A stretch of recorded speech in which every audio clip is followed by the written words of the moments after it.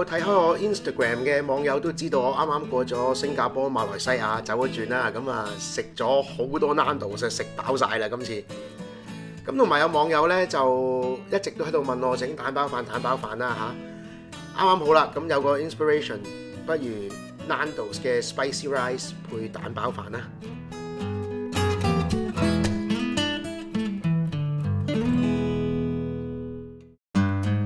喺未煮嘢食之前咧，同大家拜個年先嚇，今日大年初一，咁啊恭祝大家新年進步先啦！今年羊年啊嘛，係咪？但係我又唔會同大家講嗰啲咩喜氣洋洋啊、洋洋得意嗰啲咁老土啊。女士們，呢一世都唔使打羊胎素啦，希望你哋都咁靚啊，皮膚咁好。男士們，呢一世都唔好陽痿啊！雖然唔係嗰個陽字啫，但係好緊要啊呢樣嘢，陽痿。好啦，煮嘢食啦，我哋咁啊用到1杯嘅米啦，呢度2個人份量嚟㗎啦，1杯米日本米啦用咗。咁我哋就有1塊嘅雞扒啦，咁去咗皮。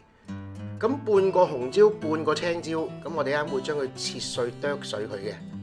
嗱，一支 Nando's 嘅咖喱 piri piri sauce， 唔需要一定要用咖喱呢隻嘅，如果係其他 Nando's hot sauce 咧都 OK。咁有啲鹽啦，有啲黑胡椒粉，呢樽就係黃薑粉啦，咁就係幫個飯去上色啦。咁最後有啲牛油啦，同埋有6隻蛋，應該用2個人。好啦，咁就先將啲米洗乾淨先啦嚇，跟住咧我哋就要將嗰啲黃薑粉倒落個容器度先，咁啊1茶匙到 OK 噶啦。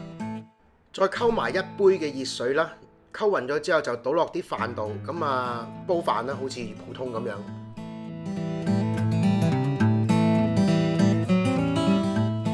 趁啲飯煲緊嘅時候咧，我哋就準備其他嘢啦。第一樣嘢就係要烘腍啲青椒同埋紅椒先。咁啊唔使落油噶啦，中火燒熱個鑊，再落嗰啲青椒紅椒落去 toast 佢啦，直至到佢哋軟身腍身咁樣，中間反一反佢，大概要15分鐘到嘅。準備啲雞肉啦，咁啊將佢哋切粒嘅啫，跟住落少少鹽同埋黑胡椒粉，咁啊撈勻佢，調一調味咁樣備用。15分鐘之後咧，你揾隻筷子夾一夾佢啦，佢哋變咗腍身嘅啦，好易夾嘅，咁就可以攞起佢啦。咁亦都係一樣啦，將所有嘅青椒、紅椒切粒，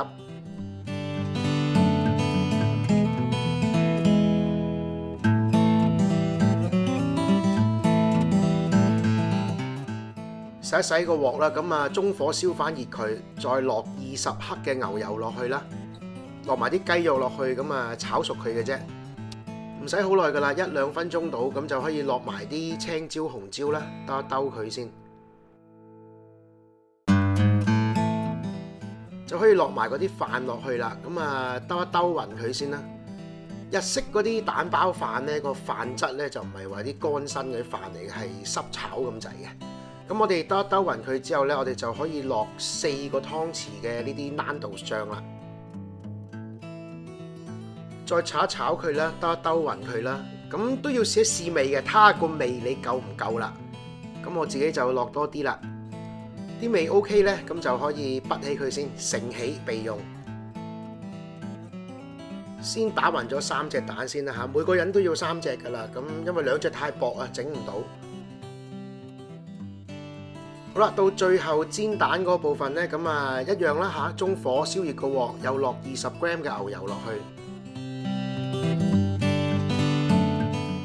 好啦，咁而家倒啲蛋落去啦。一倒嗰啲蛋落去之後咧，打後嗰15秒咧就要揾隻筷子係咁搖戳佢啦，攪佢啦。跟住左手咧又要係咁戳個 pan 咯。呢個就好似類似整 French omelette 個做法啦。呢個做法係可以令到啲蛋煮得勻勻啲啦，同埋令到嗰個 texture 係 fluffy 啲啊，即係滑少少咁啦。咁係咁攪佢啦，15秒，不停咁戳，不停咁攪。自己計住時間啦，咁啊15秒之後咧就唔好攪佢，要佢靜止狀態15秒，咁等個底部去煮熟佢。大家記住啦，15+15，15秒攪，15秒唔好攪。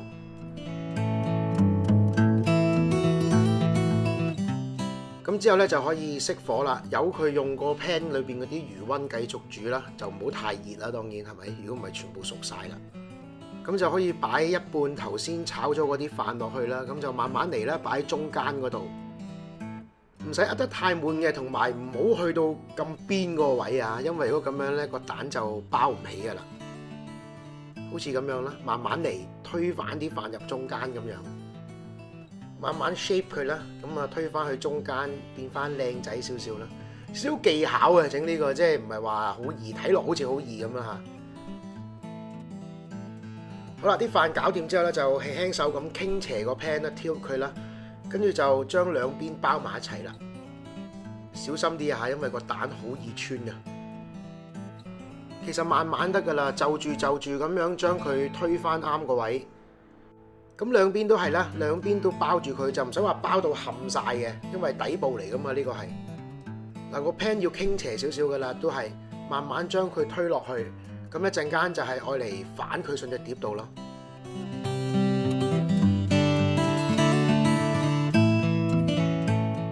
我哋就可以一手攞起隻碟啦，一手攞起個鑊啦。咁啊兩個合拼反埋佢過去，咁就有一塊靚仔嘅 omurice。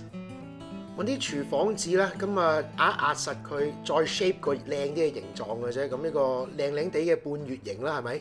唔錯。